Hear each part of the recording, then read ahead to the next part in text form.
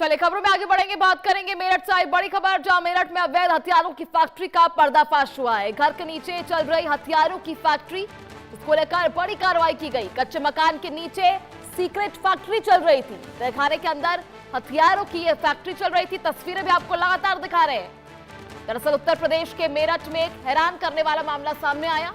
जिस घर की छत पक्की नहीं थी और दीवारों पर प्लास्टर तक नहीं था, उस घर के बिस्तर के नीचे एक सीक्रेट तहखाना मिला।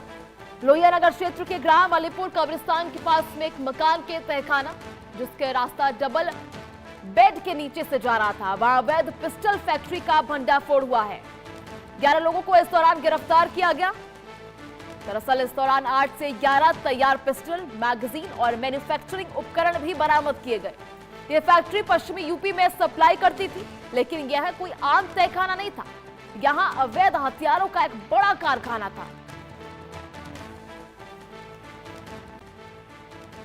वहीं इन ठिकानों पर पर्दाफाश हुआ है, जहां पुलिस की छापेमारी कार्रवाई की गई है, जहां भारी मात्रा में अवैध असले और उन्हें बनाने वाले उपकरण भी बरामद किए गए। अक्सर ऐसे छोटे दिखने वाले ठिकानों से निकले हथियार बड़े अपराधों और दंगों की वजह बनते हैं। तो ये तहखाना, जिसकी तस्वीर आपको लगातार दिखा रहे हैं, जिसके अंदर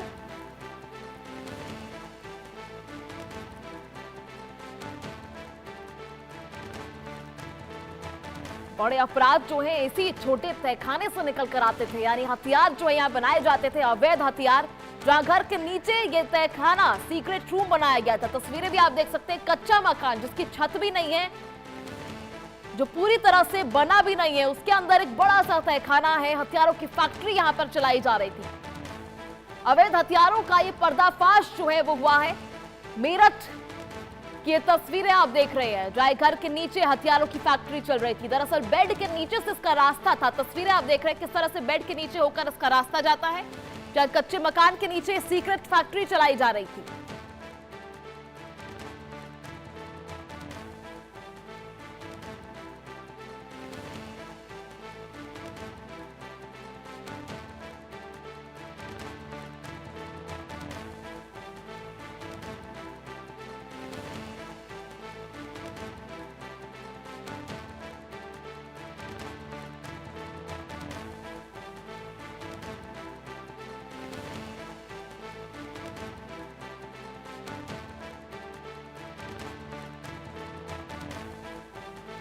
ये जंग का सामान तैयार किया जा रहा था। अवैध हथियारों की फैक्ट्री का ये पर्दाफाश हुआ है, जहां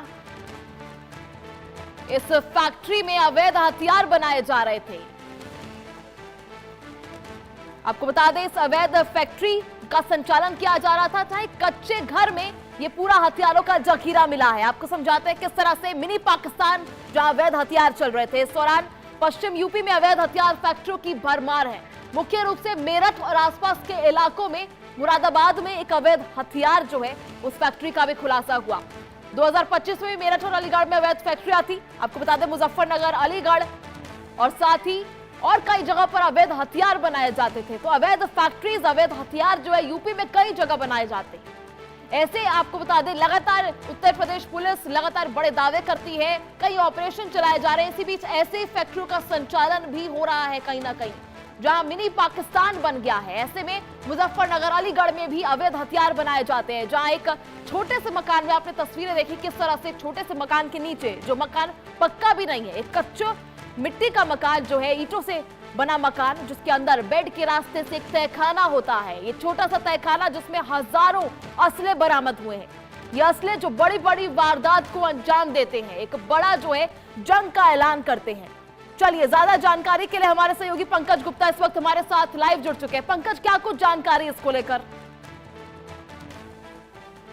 ये बिल्कुल मेरठ के लोहियानगर क्षेत्र का मामला है और एक जो कब्रिस्तान के बराबर में एक जो है कच्चा मकान था, उसके ऊपर छत नहीं थी और उसके अंदर एक बेड था। बेड के रास्ते से एक जो है अंदर रास्ता जा रहा था, यानी कि कपाट हटाओ तो उसके बाद उससे जीना शुरू होता था और एक तहखाने तक जाता था। उस तहखाने में जो अवैध हथियारों की एक बड़ी फैक्ट्री चलाई जा रही थी। पुलिस को जो है मुखबिर खास से सूचना मिली थी और जब पुलिस ने वहां पर छापा मारा तो पुलिस के होश उड़ गए, क्योंकि काफी चौंकाने वाला मामला था। क्योंकि जिस उसके अंदर से 7 पिस्टल जो है बनी हुई और 4 पिस्टल अध बनी हुई मैगजीन, तमाम इस तरह के हथियार बरामद हुए, जिसने पुलिस पर एक सवाल खड़े कर दिए।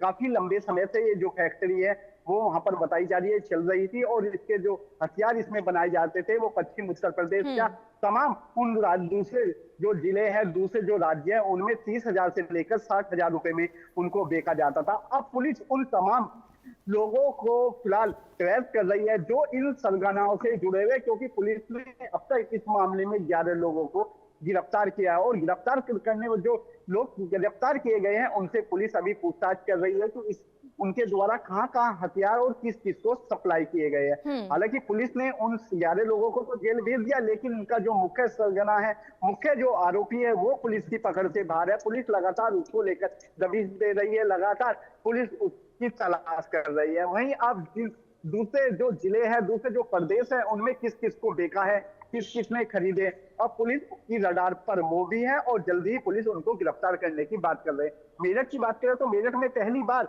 इस तरह का जो घटना है वो सामने आई, क्योंकि काफी चौंकाने देने वाला ये मामला है। बेड के अंदर से जो सुरंग है, एक अंदर बहुत बड़ा तहखाना है, तहखाने के अंदर मशीनें लगी हुई है, उसके अंदर लोग इकट्ठे होते हैं, हथियार बनाते हैं, क्योंकि 2027 में चुनाव है, तो उससे पहले एक पश्चिम उत्तर प्रदेश में इस तरह की जो फैक्ट्री पकड़ी गई है, एक बड़ा जो है उत्तर प्रदेश पुलिस की बात करें या मेरठ पुलिस की बात करें, क्योंकि काफी लंबे समय से ये फैक्ट्री चल रही थी, लेकिन मुखबिर खास की सूचना पर ये फैक्ट्री पकड़ी गई तो पुलिस पर एक बड़ा सवाल खड़ा होता है। जी पंकज, लगातार जैसे ऐसे मामले आते हैं, 2025 में भी ऐसा अलीगढ़ में मामला आया, उसके बाद अभी फिलहाल ये जो खुलासा हुआ है, उसके बाद इसमें क्या अधिकारियों की भी मिली भगत है? किस तरह से सप्लाई होती थी? इस तहखाने से निकलकर बाहर जब सप्लाई करने जाते थे तो जाहिर सी बात है अधिकारी भी इसमें मिले होंगे, तभी ये पूरी चीज जो है, पूरी चेन जो है पॉसिबल हो पाई होगी। क्योंकि जहां पर ये फैक्ट्री पकड़ी गई है वहां पे कब्रिस्तान है, और कब्रिस्तान के पास एक मकान बना है, हालांकि जो है किसी आने जाने या कोई आसपास के जो लोग हैं उनको शक ना हो सके, और उसका जो मकान था वो लगभग बंद रहता था। जब ये लोग हथियार बनाने आते थे, केवल जब ही उसका ताला खुलता था, बेड का कपाट खोला जाता था, बेड के अंदर जाते थे, और फिर जो जिना है उसके अंदर उतरकर जो है तहखाना उसमें पहुंचते थे, हथियार बनाए जाते थे। लेकिन अब पुलिस उन तमाम लोगों की भी जांच कर रही है। जो बात करें जो थाना क्षेत्र लोहिया नगर, तमाम उन पुलिस कर्मियों की जो आसपास की जो चौकी है, जो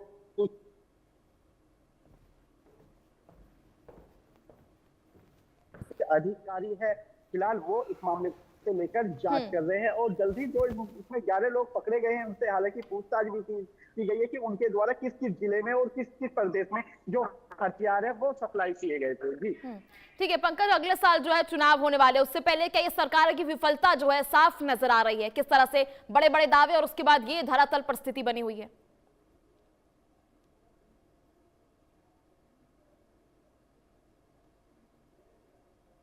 पंकज सुन पा रहे हैं आप मुझे? चलिए ठीक है, इसी बीच आपको बता रहे थे किस तरह से मिनी पाकिस्तान जो है